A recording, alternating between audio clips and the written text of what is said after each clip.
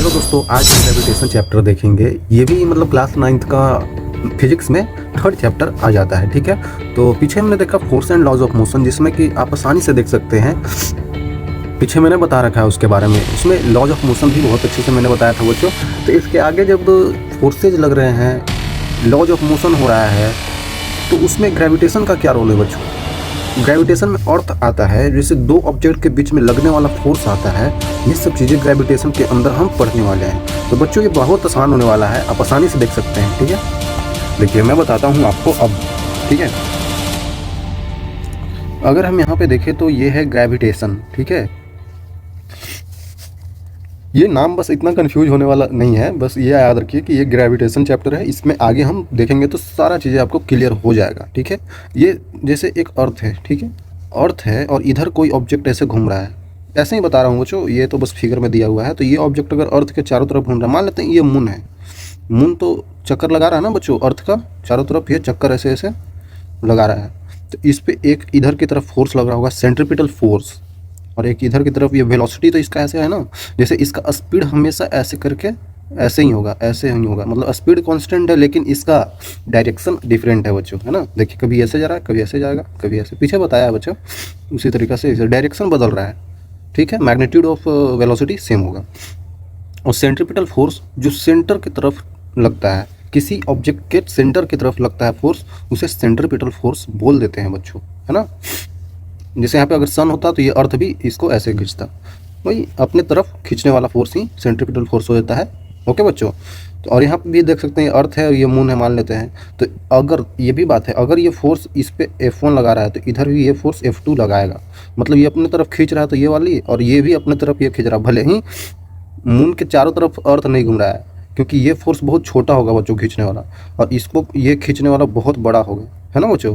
इसलिए इधर की तरफ ये ऐसे करके घूमता है ना।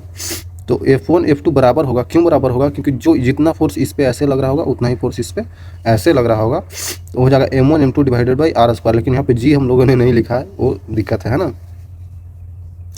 G वहाँ पे कांस्टेंट आता है बच्चों। ठीक है, इन दोनों के बीच का डिस्टेंस आगे मैं बताऊँगा बच्चों, है ना। कैसे ये दोनों फोर्स इक्वल हो गए, कैसे ये दोनों फोर्स इक्वल हो गए, है ना, आगे बताता हूँ।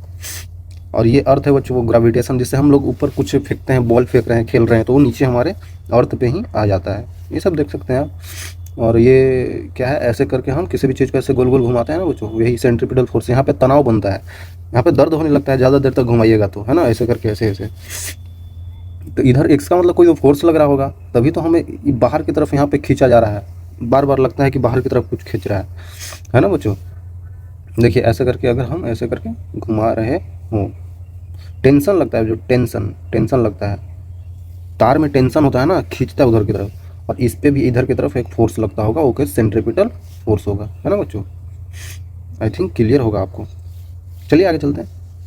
आसान है बच्चों, इसमें जो जो बता रहा हूँ पॉइंट्स वो ध्यान रखना है ना। देखिए क्या है, इसमें कुछ नहीं है। Introduction to gravitation. ग्रेविटेशन में समझना है कि gravitation is the force that pulls the object toward each other. Gravitation एक ऐसा फोर्स है, वो किसी चीज़ को अपने तरफ अट्रैक्ट करता है, खींचता है, पुल्स करता है ना। तो everything in universe attract everything else with a force. अच्छा, बोला जा रहा है कि यूनिवर्स में सारा चीज़ अट्रैक्ट करता है सभी चीज़ों को एक फोर्स से, वो है ग्रेविटेशन। यूनिवर्स में सारा, मतलब सारा सोचिए बच्चों, ये तो अर्थ की हम बात छोड़ देते हैं, पूरा यूनिवर्स है ना, उसमें सारा चीज़ सारे को अट्रैक्ट करता है ना। एग्जाम्पल क्या है इसका, when we throw a ball up it comes back to the earth. बताया मैंने अभी, बॉल अगर ऊपर हम ऐसे फेंक देते हैं, ये इसको मार्कर को है ना ऐसे ऊपर से फेंक दिया, गिरा तो नीचे ही आ जाएगा। तो वो ग्रेविटेशन फोर्स अर्थ में होता है, इसीलिए ऐसा हो रहा है। Moon stage in the orbit around the earth because gravity. Simple, gravity, earth के द्वारा जो लगाया हुआ फोर्स है वो ग्रेविटी है बच्चों, है ना। बताता हूँ, अगर सारा कन्फ्यूजन क्लियर हो जाएगा। तो मून अपना ऑर्बिट में ही ऐसे क्यों घूम रहा है, ऐसे करके, वो क्यों नहीं उधर बाहर चला जा रहा है, क्यों नहीं अंदर आ जा रहा है, वो फिक्स्ड ऑर्बिट में ऐसे ही घूम रहा है, ड्यू टू ग्रेविटी बच्चों, है ना, ड्यू टू ग्रेविटी। मून के सबसे नज़दीक अर्थ है, वो अर्थ का ग्रेविटी उस पर काम कर रहा है, तो वो उसके पास ला रहा है, पास ला नहीं रहा, वो फिक्स्ड ऑर्बिट में ऐसे घूम रहा है। ठीक है, आई थिंक क्लियर होगा बच्चों आपको। तो चलिए आगे भी चलते हैं, क्या बात है आगे, है ना। Okay, Newton's law of universal gravitation, ये बहुत अच्छा टॉपिक है, Newton's law of universal gravitation. ठीक है, तो इसमें स्टेटमेंट क्या दिया गया है, सोचिए बच्चों, न्यूटन वहाँ पे भी था, force and laws of motion में भी न्यूटन वहाँ पे भी था, और न्यूटन यहाँ पे भी है, यूनिवर्सल ग्रेविटेशन में भी न्यूटन बहुत जगह है बच्चों। Every object in the universe attract each other object with a force directly proportional to the product of their masses. अच्छा, and inversely proportional to the square of distance between them. ये बोल रहा है कि जो एफ होता है, जो फोर्स है बच्चों, वो कह रहा है कि डायरेक्टली प्रोपोर्शनल है। देखिए, डायरेक्टली प्रोपोर्शनल है प्रोडक्ट ऑफ मासेज, मतलब दो मास होगा m1 m2 ऐसा। और बोल रहा है फोर्स जो है इन्वर्सली प्रोपोर्शनल है distance, square of distance, inversely proportional है ना, स्क्वायर ऑफ डिस्टेंस। तो ये बोल रहा है ऐसा कुछ न्यूटन जब ये लॉ बना रहे थे, जैसे यूनिवर्सल लॉ है, यूनिवर्सल लॉ ऑफ ग्रेविटेशन, तो उन्होंने ये स्टेटमेंट दिया बच्चों। ऐसा उन्होंने स्टेटमेंट क्यों दिया? इसीलिए दिया बच्चों, इसीलिए ऐसा स्टेटमेंट दिया क्योंकि जब उन्होंने बहुत ज़्यादा एक्सपेरिमेंट्स, बहुत ज़्यादा रिसर्च किया उस पर, बहुत उस टॉपिक पे एक्सपेरिमेंट्स किए बच्चों, तो उन्होंने पाया कि जो फोर्स है, मान लेते हैं ठीक है, हम जो भी चीज़ ऊपर फेंक रहे हैं वो नीचे आ रहा है, वो मुझे पता है, बट ये बच्चों नीचे आ रहा है, तो इसमें क्या रिलेशन है? इस ऑब्जेक्ट जो ऊपर है और ये अर्थ, इसमें क्या रिलेशन हो सकता है? कोई ऐसा फोर्स लग रहा हो जो उस ऑब्जेक्ट को अपनी तरफ खींच रहा हो, वो फोर्स क्या होगा बच्चों? वो ऐसा सोचें वहाँ पे। तो उन्होंने जब ये चीज़ पाया, मान लेते हैं, देखिए आपको बताता हूँ, मान लेते हैं ये अर्थ था, ये कुछ छोटा ऑब्जेक्ट था, तो ये ऐसे ऐसे नीचे गिर रहा था, ये मान लेते हैं m1, ये मान लेते हैं m2 है। तो इन्होंने सोचा कुछ तो फोर्स लग रहा होगा जो इसको अपने तरफ ऐसे करके अट्रैक्ट कर रहा है ना, कोई तो फोर्स होगा बच्चों। तो वही फोर्स के लिए इन्होंने सोचा कि m1 इसका मास है, m2 इसका मास है, ठीक है, और डिस्टेंस इन दोनों के बीच में मान लेते हैं कि r है, ठीक है, डिस्टेंस इन दोनों के बीच में r है। पहले तो m1 m2 का अगर इन्होंने देखा, मेजर किया, तो ये फोर्स का डायरेक्टली प्रोपोर्शनल आ रहा है। अगर हम इसका मास बढ़ा दे रहे हैं, मास m2 का बढ़ा दे रहे हैं, तो फोर्स भी बढ़ जा रहा है बच्चों। ऐसा वो कर रहे थे, बहुत ज़्यादा साइंटिस्ट बहुत ज़्यादा एक्सपेरिमेंट्स करते हैं, बहुत ऐसे करते हैं वैसे करते हैं, ऐसे है ना, तभी वो एक फाइनल रिजल्ट पे पहुंच पाते हैं बच्चों, ठीक है। तो मैं तो इसे डायरेक्टली बता रहा हूँ, लेकिन उन्होंने उस टाइम बहुत मेहनत किया था, बहुत उन्होंने रिसर्च किया उस पर, तब उन्होंने ये न्यूटन्स यूनिवर्सल ग्रेविटेशन दिया, है ना। तो वही है बच्चों, है ना। और अगर हमने मास को कम कर दे रहे थे, मास को कम कर दे रहे हैं, तो फोर्स भी कम लग रहा है बच्चों। वैसा समझ पा रहे थे कि ऐसा ही हो रहा है, जब मास कम कर रहे हैं तो फोर्स कम लग रहा है, मास बढ़ा रहे हैं तो फोर्स भी बढ़ जा रहा है। तो उन्होंने सोचा ऐसा कुछ तो रिलेशन है, और वो भी दोनों केसेज में हो रहा है, इन दोनों में हो रहा है बच्चों, इन दोनों में, m1 m2 दोनों में। इसका मतलब फोर्स डायरेक्टली प्रोपोर्शनल हो गया m1 m2 का, ठीक है। और जब r का रिलेशन ढूंढे, जब उन्होंने सोचा कि r कैसे वेरी हो रहा होगा, तो इन दोनों के बीच में r जो है ना, r को बढ़ाने से फोर्स भी कम हो जा रहा था, यहाँ उल्टा हो रहा था। मतलब सोचे कि r, फिर r स्क्वायर कैसा है, तो उन्होंने केपलर्स लॉ को भी स्टडी किया, जो यूनिवर्सल लॉ है, वो ज़्यादा सारा यूनिवर्स में लगता है ना। उन्होंने सोचा कि जो वेलोसिटी, जो स्पीड होता है, वो डिस्टेंस के इन्वर्सली प्रोपोर्शनल होता है, और जो लाइट का इंटेंसिटी, उसका स्पीड जो होता है, लाइट का इंटेंसिटी मतलब उसका brightness, inversely proportional to r square से घटता जाता है बच्चों। ऐसा उन्होंने और सारा लॉ को स्टडी किया। उसके बाद उन्होंने सोचा कि ग्रेविटेशनल फोर्स में भी ऐसा ही हो रहा होगा कि force inversely proportional to r square होगा। जैसे जैसे हम दूर जाते जाएंगे, वैसे ही ग्रेविटेशनल फोर्स कम लगता जाएगा। उन्होंने ऐसा सोचा बच्चों, और ये बिल्कुल सही निकला, सारा एक्सपेरिमेंट्स में ट्रू आ रहा था। तो यहाँ से हमें पता चल गया, आप समझ रहे होंगे कि न्यूटन सर ने क्या क्या किया था। ओके बच्चों, तो ये तो बस समझाने के लिए बताया था आपको। तो देखिए यहाँ पे वही चीज़ मैं आपको बता रहा हूँ। तो ये सारा प्रोपोर्शनल हो गया, तो डायरेक्टली लिख सकते हैं, फोर्स भी डायरेक्टली प्रोपोर्शनल हो गया m1 m2 divided by r square के, है ना बच्चों। क्योंकि फोर्स इसके भी प्रोपोर्शनल है और इसके भी प्रोपोर्शनल है, तो इसके प्रोपोर्शनल तो होगा ही। अब प्रोपोर्शनलिटी को हटाना है, मतलब कि इसको हटाना है, तो इसको हटा के मैं g ला दूंगा। g कोई कांस्टेंट है बच्चों, तो चलिए लाते हैं। तो f इक्वल टू कर देंगे g m1 m2 divided by r square, है ना बच्चों, ऐसे कर देंगे g m1 m2 divided by r square. Okay, तो g यहाँ पे क्या है, ग्रेविटेशनल कांस्टेंट है बच्चों,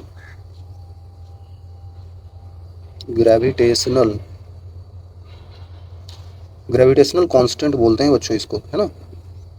आई थिंक आप समझ पा रहे हो, ग्रेविटेशनल कांस्टेंट बोलते हैं। और g का वैल्यू क्या लिया जाता है, g का वैल्यू लिया जाता है,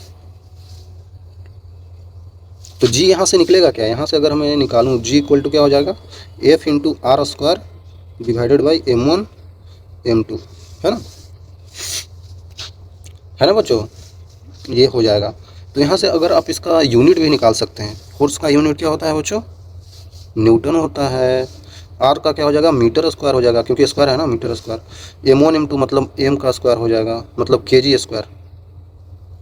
तो जी का मुझे यूनिट पता चल गया, न्यूटन मीटर स्क्वायर पर kg स्क्वायर, यही होता है ना बच्चों, ऐसा करके पता चल गया।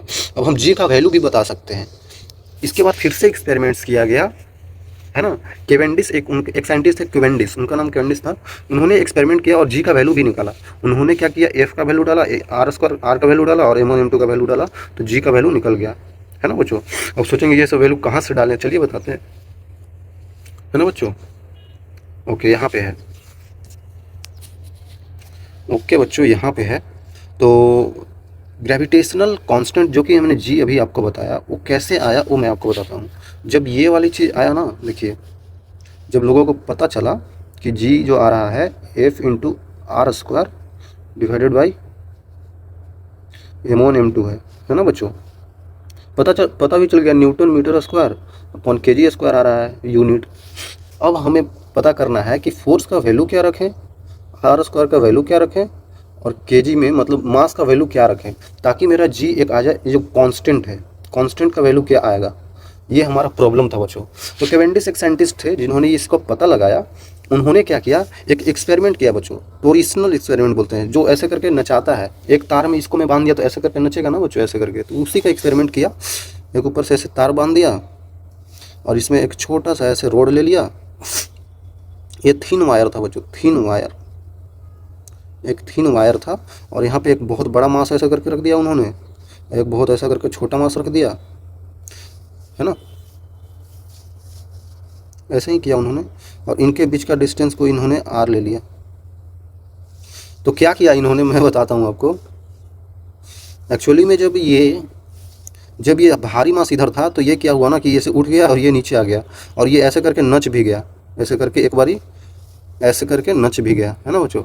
जब ऐसे नचा तो ये भी तार था, थिन वायर था, तो ये भी क्या हुआ, एक बार ऐसे करके रोटेट हुआ, ऐसे करके रोटेट हुआ, है ना बच्चों। जब रोटेट हुआ तब क्या हुआ, ऐसे करके रोटेट हुआ। तो हमने टोरिशनल जो होता है ना, जो वायर का टोरिशनल होता है, वो घूमता है, उसमें कसा जाता है। जैसे वायर यहाँ पे घूमा ऐसे करके बच्चों, तो उसमें क्या होता है ना, एक फोर्स जनरेट होता है, टोरिशनल फोर्स उसको बोलते हैं, है ना। तो उस फोर्स को उन्होंने कैलकुलेट किया, कितना एंगल से घूमा, है ना, उससे, और नीचे कितना मास लटका हुआ है।